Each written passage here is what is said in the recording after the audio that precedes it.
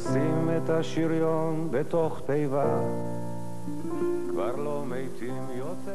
מכתב גלוי אל מנחם בגין, אריאל שרון, רפאל איתן ושרים שידם הורמה בהצבעה על מלחמת לבנון. אני נצר למשפחה רבנית, ניצלתי מן השואה ועליתי ארצה. שירתתי בצה"ל והקמתי בית בישראל. בן נולד לי ורז שמו, בן שגדל לתפארת והוא יפה וחסון, ישר וטהור נפש. כאשר הגיע שעתו להתגייס, התנדב ברוח בה חונך לאחת מיחידות החוד המובחרות של צה"ל, ושירת בה בנאמנות שירות קשה ומפרך. לילה לילה עליתי על משכבי ובליבי תפילה חרישית אחת, שלא תפתחו במלחמה. בני האהוב רז נשלח עם יחידתו בבהילות תרופה וחסרת אחריות לקרב בופור העקוב מדם. הוא היה הראשון לפרוץ אל תעלות המבצר, לחם בעוז, ושם מצא את מותו.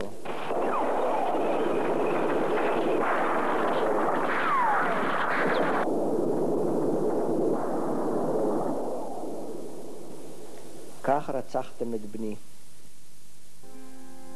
אתה לא תספיק, אתה לא תספיק, אתה לא תספיק, דון קישון. תשתול כמה חבצלות בגן ותשלם את אני הייתי באופוריה כזאת גדולה שהוא נולד, פשוט חשבתי שאני היחידי בעולם שיש לו ילד כזה חמוד. וחיפשתי איזה שם שבעיניי נראה מקורי. אני אחר כך הופתעתי מאוד שפתאום גיליתי שיש עוד רזים בעולם, אבל אני חושב ב-1961 שרז נולד, אני חושב שלא היו הרבה. אני בכל אופן לא שמעתי, אני חשבתי שאני אמצא איתי את השם הזה. אתה יכול לנוח, יש כל כך הרבה תחנות רוח, אתה לא תספיק, אתה לא תספיק, אתה לא תספיק, דון קישון. הדרך שלו בהתחלת הצבא לא הייתה סלולה. זאת אומרת, הוא התגייס בכושר עילאי ובמוטיבציה מאוד גבוהה. הוא עבר טירונות של סיירת גולני. בתום טירונות גולני הוא נשלח לקורס קשר. פשוט באחת חרב עליו עולמו. אז אני לא אהיה ג'ובניק, הוא אמר. חזר הביתה ביום שישי, מצוברח ונרגז ונרגן, אי אפשר היה לדבר איתו. אני לא אהיה ג'ובניק. ואני אמרתי לו, רז, אני בסתר ליבי, את יודעת מה, אני בסתר ליבי, אפילו שמחתי מה הקשר, זה פחות מסוכן, זה... באופן טבעי, אני לא רציתי לחשוף אותו לסכנת מוות.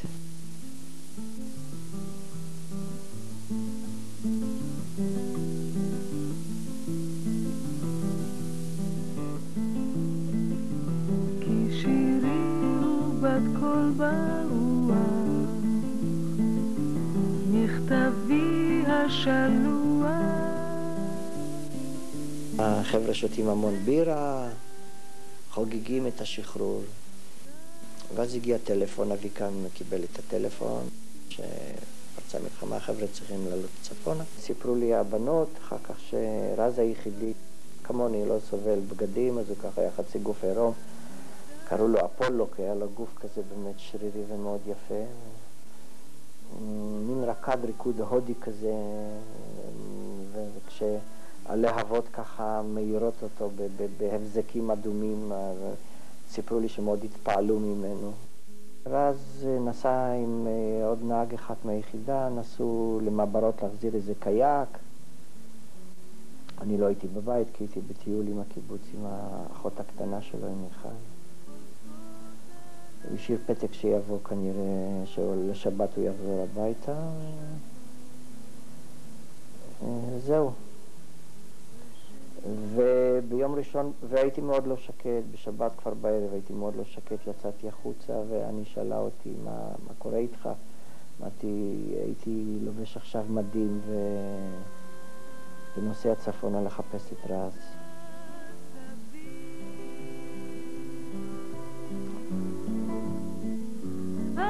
הלוואי שאתה מקשיב.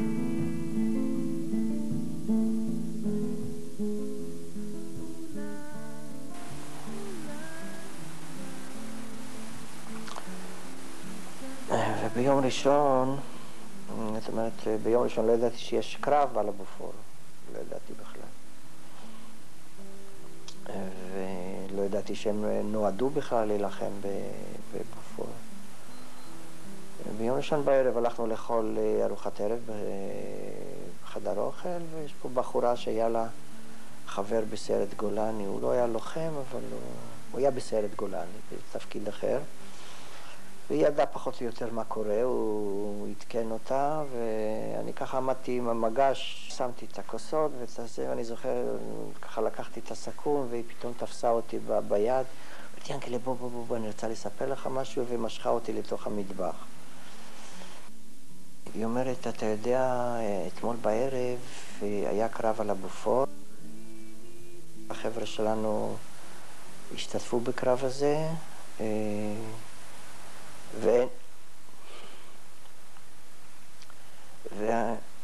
ואין נפגעים.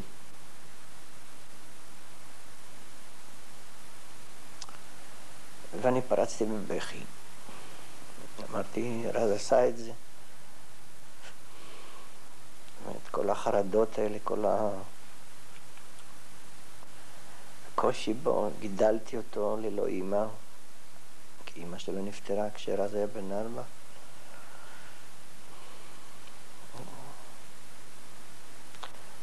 והוא היה ילד כל כך יפה, ילד כל כך מושלם. וכל החרדות שהילד מקבל חום, ואתה...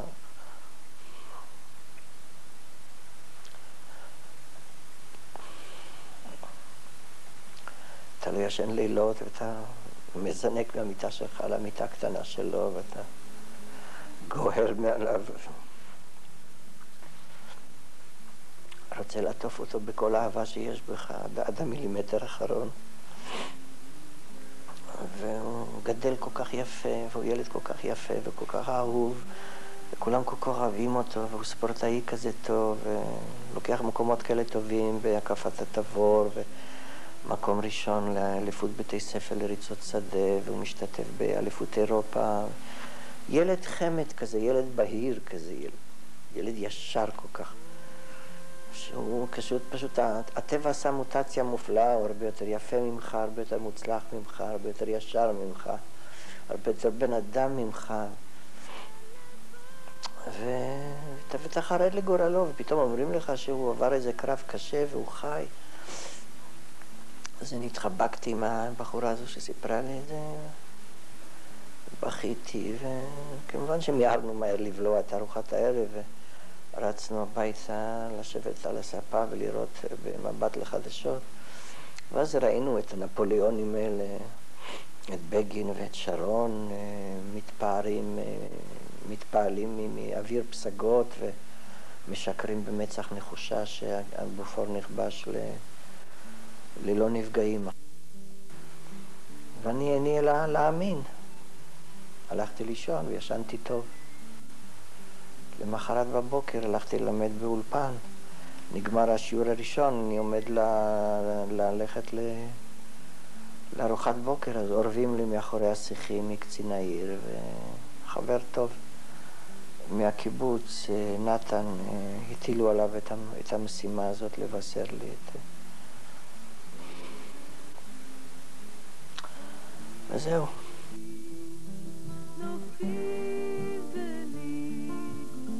לא משתקמים מזה. זה משהו שרובץ עליך כל החיים.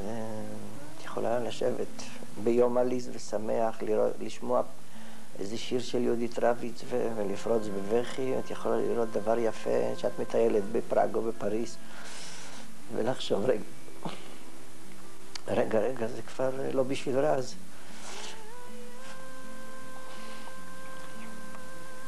זה חונק אותך. בהתחלה זה מלווה אותך 24 שעות ביממה, ואתה פשוט לא מתפקד, אתה לא... הרגליים רועדות לך, אתה מרגיש חולה, אתה בקושי יכול לאסוף את הכלים בחדר אוכל, בני אדם מעצבנים אותך, אתה לא יכול. כששואלים אותך, נו ינקלה, מה שלומך? אתה לא יודע מה לענות, אתה לומד דברים בסיסיים, זאת אומרת, אתה לומד דברים שכל אדם נורמלי יודע לעשות בחיים היומיומיים, ואתה לא יודע, ואתה צריך ללמוד לעשות את זה, כמו שילד קטן בן שנה לומד ללכת.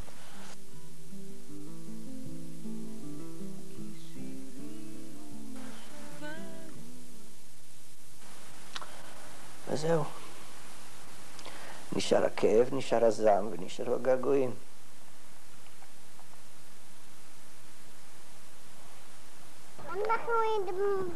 מה שלומכם? מה שלומכם? אנחנו כל הילדים התבלבלו. בואי נראה לך משהו, בואי נראה לך. תראי לי את היד רגע. אגו חגו ברווזים.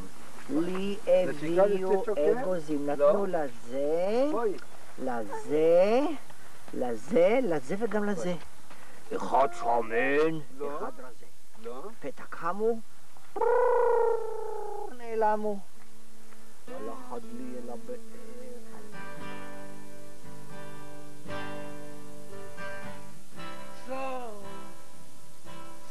באיזו הזדמנות שדיברנו על הפציעה, על מוות, אז הוא דווקא קרוב למותו של רז במלחמה, אז הוא אמר אבא, כשאני אמות אני הייתי רוצה שאתה תשים איזה תקליט טוב של פינק פלויד עם מערכת טובה על הקבר, שהחבר'ה ייהנו.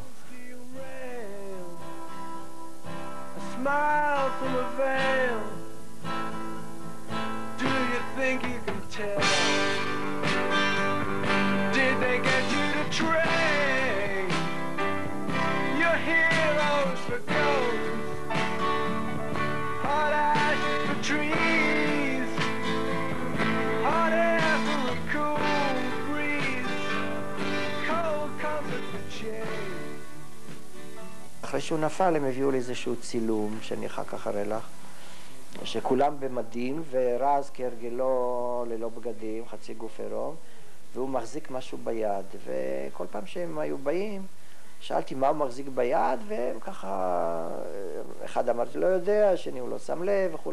איכשהו הרגשתי שהם מתחמקים עד שבאחד הביקורים הם ספרו שהוא חיפש בין השיחים, מצא איזה מסגרת ברזל חלודה ושם לו את זה ככה, החזיק את זה בצילום ואמר, לא רוצה לעשות לכם בעיות, פינת הנצחה ביחידה, יש לכם תמונת פורטרט במסגרת. זה היה ההומור השחור של רז.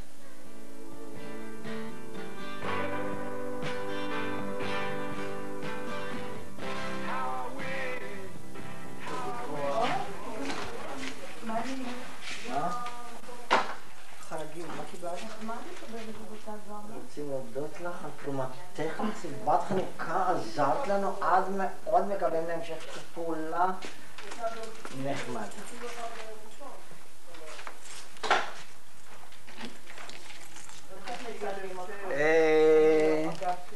אירוס, תקני בי.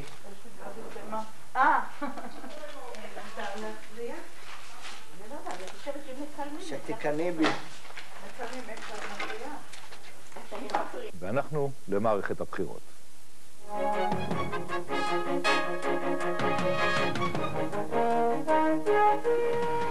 חלקו של אריאל שרון במלחמת לבנון שהייתה לפני 18 שנים וחצי הפך להיות חלק מרכזי ממערכת הבחירות, ואנחנו נפנה עכשיו ונאמר שלום ליעקב גוטרמן, אבא של רז זכרו לברכה, שנהרג בקרב על הבופור. שלום. מר גוטרמן, אתה שיגרת היום מכתב לכנסת שאותו קרא חברת הכנסת זהבה גלאון, ובו הסברת מדוע לדעתך אסור לאריאל שרון להיות ראש ממשלת ישראל. אתה לא מרגיש שום דבר פסול בכך שבעצם אתה משתמש, כפי שהטענו נגדך, בכאב האישי שלך, בשכול שלך, למערכת בחירות? קודם כל, הטיעון הזה אני דוחה בשעת נפש. אני אינני איש פוליטי ולא מנצל את השכול שלי למטרות פוליטיות. אני ראיתי זכות לעצמי, ויותר נכון חובה לעצמי, מיד עם מותו של רז בקרב על הבופור, ימים ספורים, עוד כשרק התאוששתי ויכולתי איכשהו לעמוד על הרגליים, למחות נגד הפשע הזה, כדי שחשבתי אז לתומי שאולי אלה יהיו הקורבנות האחרונים, ובחלומות הכי מזווים לא תיארתי לעצמי שהמלחמה הרעה הזאת. רגש אשמה. במה אשמתי שעליי לנאום בגובה העירייה הזה? או ריח הזבל, ניחוח השיר. ניהיליזם, חברים, אי אפשר שזה יימשך ככה. נו, לאן נגיע, חברים? לאן, אני שואל? אני רואה את משלטי חלומותינו מתמלאים סומק. על זה חלמנו, חברים? על זה? נכון, אני אדם מתלבט, אבל צריך לעשות משהו. אתם יודעים מה לעשות, לא?